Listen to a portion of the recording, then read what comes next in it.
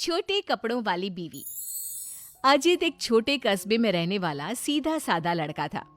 उसकी शादी दिल्ली की रहने वाली सौम्या के साथ हो गई। सौम्या बहुत ही फैशनेबल लड़की थी। अजित की नौकरी छोटे कस्बे में होने के कारण सौम्या भी अजित के साथ छोटे शहर में रहने के लिए आ गई।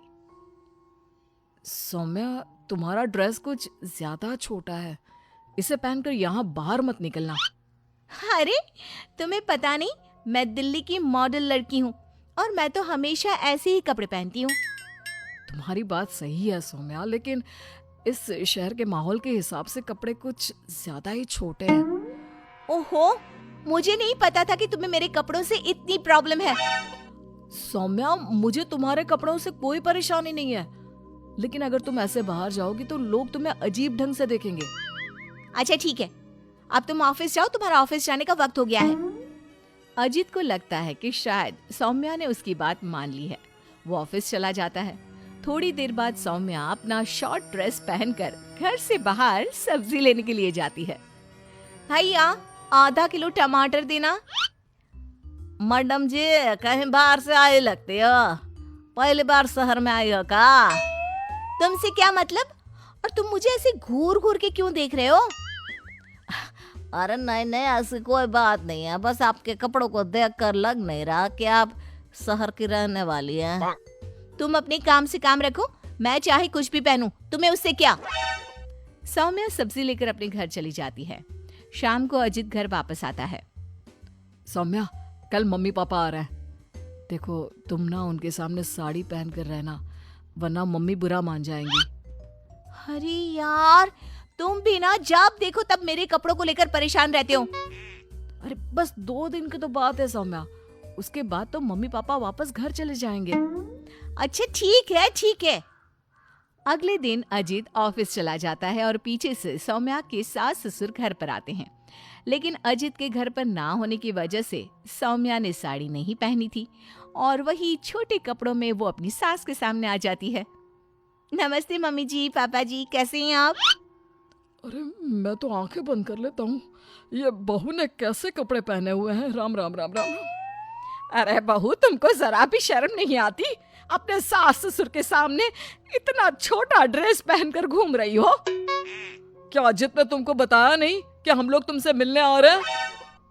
बताया तो था, लेकिन वो क्या है ना मम्मी जी, पापा जी, मुझे तो ऐसे ही कपड़े पहनने की आदत है। जरा मेरे साथ चल, मैं तुझे सिखाती हूँ कैसे कपड़े पहनते हैं। सौम्या की सास सौम्या का हाथ पकड़कर उसे कमरे में ले जाती है और उसकी शॉर्ट ड्रेस के ऊपर जबरदस्ती साड़ी पहना देती है।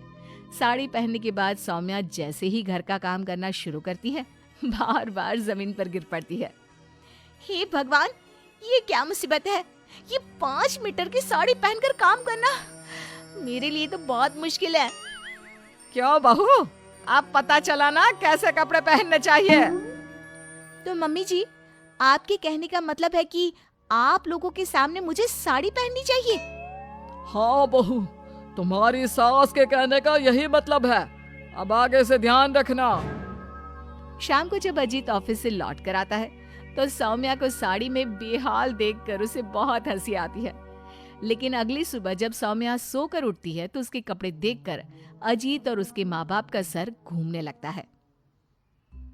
अरे सौम्या, तुमने ये क्या पहना है?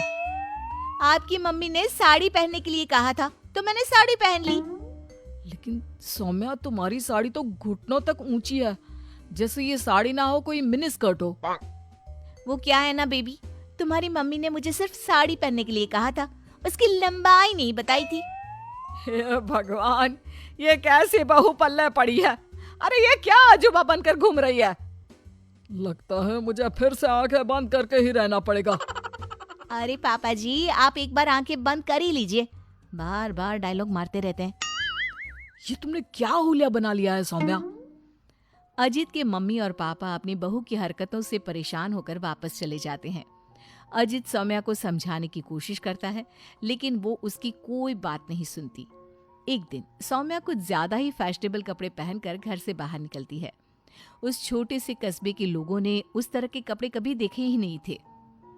अरे बहन, क्या बात है,